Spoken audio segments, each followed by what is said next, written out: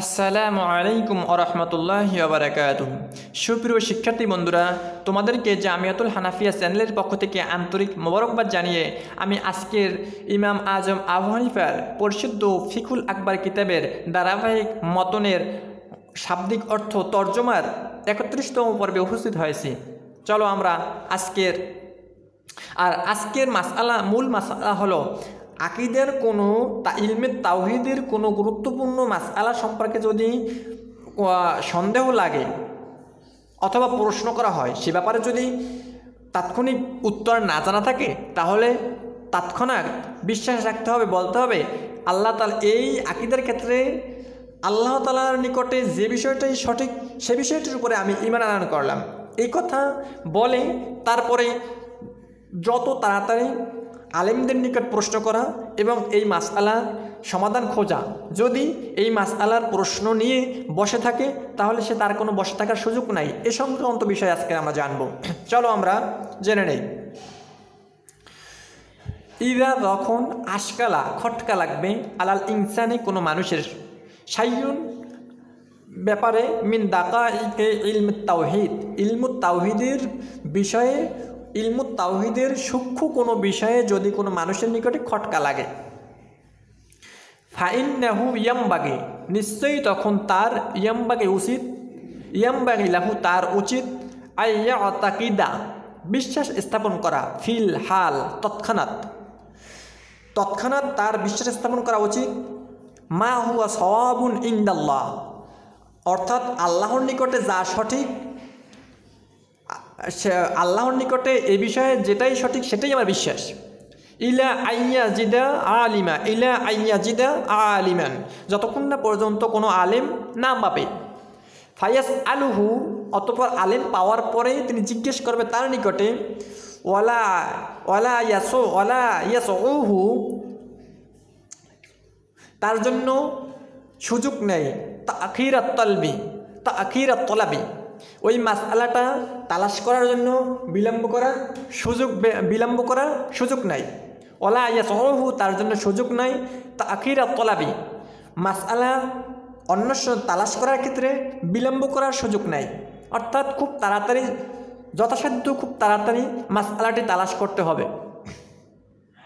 ওয়ালা ইয়াযুরু তার জন্য ওজর সাব্যস্ত হবে না বিল উকুফি অবস্থান করা, নীরব থাকা, তার জন্য ওই মাসআলাটি জানার ব্যাপারে নীরব থাকা ওজর হিসেবে সাব্যস্ত হবে না।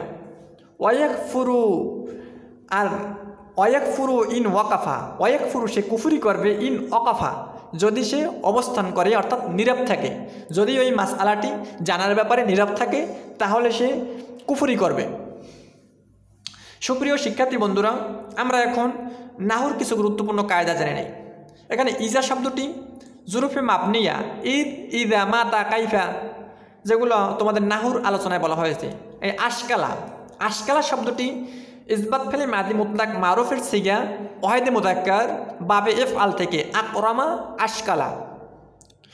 আলাল ইনসান শব্দটি এসএম তার পূর্বে আলা হরফ থাকার কারণে ইনসানি জের হয়েছে। ইদা আশকালা আলাল ইনসানি শাইউন, এখানে শাইউন শব্দটি মূলত ফাইল। কে সূক্ষ্ম বিষয়, কে কঠিন হবে, কে খটকা লাগবে, সূক্ষ্ম বিষয়। তাহলে কে দ্বারা প্রশ্ন করলে যে উত্তর পাওয়া যায় তাকে বলে ফাইল। ইদা আশকালা যখন খটকা লাগবে, কে খটকা লাগবে, শাইউন কোনো বস্তু, এই শাইউন হচ্ছে ফাইল আর আশকালা ফেলের। মিন দাকাইকি ইলমুত তাওহীদ ইলমুত তাওহীদের সূক্ষ্ম বিষয়। দাকাইক শব্দটি কিন্তু জমল মুনতাহুল জুমু গয়র মুনসারিফ, কারণ আমরা জেনেছিলাম গয়র মুনসারিফের স্বভাব 9টি: আদল, ওয়াসফ, তানিস, মারিফা, উজমা, জমার ওজন হলো আমরা মোটামুটি 3টি জমার ওজন জানি। জমার আলিফের পর 2 অক্ষর, জমার আলিফের পর 1 অক্ষর তাসদিদ আলা, জমার আলিফের পর 2 অক্ষর হরকত আলা, জমার আলিফের পর 3 অক্ষর মাঝখানের অক্ষর সাকিনা বিশিষ্ট। কিন্তু এখানেও কিন্তু আমরা দেখি দাকাইক জমার আলিফের পরে 2 অক্ষর আছে হরকত বিশিষ্ট, এটি হলো গয়র মুনসারিফ। আর আমরা জানি গয়র মুনসারিফ কাসরা ও তানবিন কবুল করে না, কিন্তু এখানে আমি বলছি মিন দাকাইকি এই কপে কিন্তু জের মানে কাসরা দিয়েছি, কেন দিলাম? হ্যাঁ বন্ধুরা, গয়রে মুনসারিফ 3 অবস্থায় কাসরা কবুল করে। ইজা নুকিরা সুরিফা, ইজা উদ্দিফা সুরিফা, ইজা দাখালাহুল লাম সুরিফা। অর্থাৎ গয়রে মুনসারিফটির উপরে যখন আলিফ লাম প্রবেশ করে তখন গয়রে মুনসারিফটি জের কবুল করে। আবার ইদা উজিফা সুরিফা, যখন গয়রে মুনসারিফটি মোজাফ হয়। এখানে কিন্তু দাকাইক শব্দটি মোজাফ হয়েছে। দাকাইক ইলমুত তাওহীদ, ইলমুত তাওহীদের বিষয়। দাকাইকি ইলমিত তাওহীদ, ইলমিত তাওহীদের সূক্ষ্ম বিষয়, কারণ মাঝখানে র পাওয়া গেছে। অতএব মোজাফ হওয়ার কারণে গয়রে মুনসারিফটি জের কবুল করেছে। আমি আবারও বলছি, আমরা জানি গয়রে মুনসারিফ কাসরা এবং তানবিন কবুল করে না, কিন্তু গয়রে মুনসারিফ কাসরা কবুল করে যখন গয়রে মুনসারিফটির উপরে আলিফ লাম আসে অথবা গয়রে মুনসারিফটি মোদাফ হয়। এখানে গয়রে মুনসারিফটি মোদাফ হওয়ার কারণে এখানে জের কবুল করেছে। আশা করি বিষয়টি তোমরা বুঝতে পেরেছ।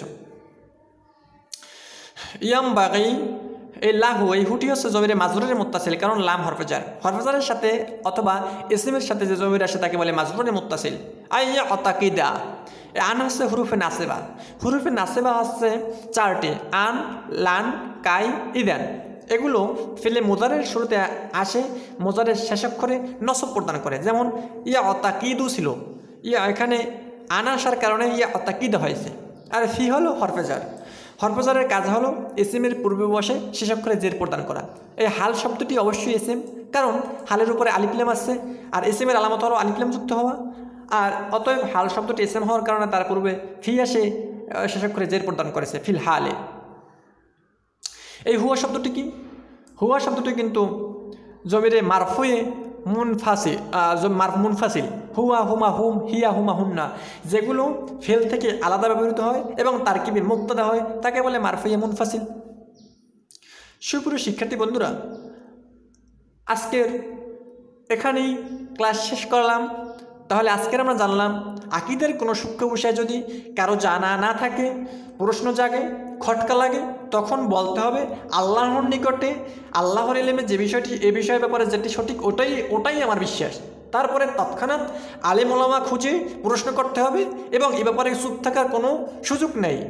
আল্লাহ তাআলা আমাদের দ্বীনের এবং আহলুস সুন্নাত ওয়াল জামাতের ছায়াতলে থেকে থাকার তৌফিক দান করুক। আমিন। আসসালামু আলাইকুম ওয়া রাহমাতুল্লাহি ওয়া বারাকাতুহু।